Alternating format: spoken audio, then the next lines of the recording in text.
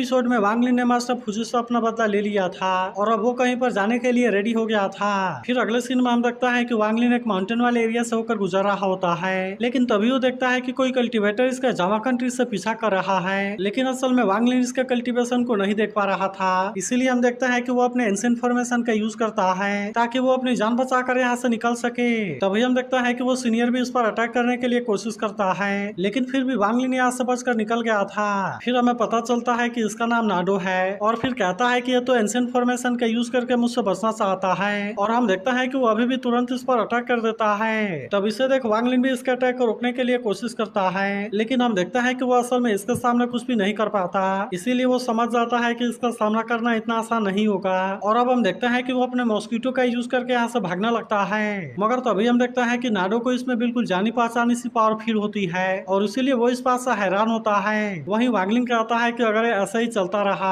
तो फिर ये चीज तो मेरे लिए बहुत बड़ी प्रॉब्लम हो जाएगी और अब इसीलिए हम देखता है कि वो अपने फॉरबिडन फ्लैग वाले पावर को एक्टिवेट कर लेता है। मगर तभी हम देखता है कि नाडो भी काफी स्पीड से इसके सामने आकर खड़ा हो गया था और वो इसके पास फॉरबिडन फ्लैग को देख हैरान होता है। इसके बाद नाडो वांग लिन से कहता है कि ये तो एक छोटा सा स्टार है, लेकिन मैंने कभी नहीं सोचा था कि यहाँ पर ऐसा मैजिक वेपन होगा, जिसके बारे में सुनकर वांग लिन सोचता है कि इसे मैंने जर्नी से पहले कल्टीवेट कर लिया था, नहीं तो मुझे लगता है कि अगर ये मेरे पास में नहीं होता तो अब तक पता नहीं इसने मेरे साथ में क्या किया होता। फिर वो नाडो से कहता है कि सीनियर आप तो काफी टाइम से मेरा पीछा कर रहे हैं, लेकिन मैं असल में इसके बारे में कुछ भी नहीं जानता और इसीलिए क्या बता सकते हैं कि आखिरकार बात क्या है। तब यह सुनकर नाडो सोचता है कि मैं भी अपने कल्टीवेशन के पीक में था, मगर अब तो मेरे पास में केवल 3 सक्सेस पावर बची हुई है और इसीलिए मुझे लगता है कि अगर मैंने इसके साथ में फाइट करने के लिए कोशिश किया तो शायद मेरी कल्टीवेशन फिर से नीचे आ जाएगी। अब इसीलिए वो वांग लिन से केवल इतना कहता है कि तुम मुझे वो स्टोरेज बैग दे दो जिसे कि तुम गॉड लैंड से लेकर आए थे। तब इसके बारे में सुनकर वांग लिन को भी इसके बारे में याद आ जाता है, क्योंकि उसे ट्रेजर पवेलियन में एक स्टोरेज बैग मिला था।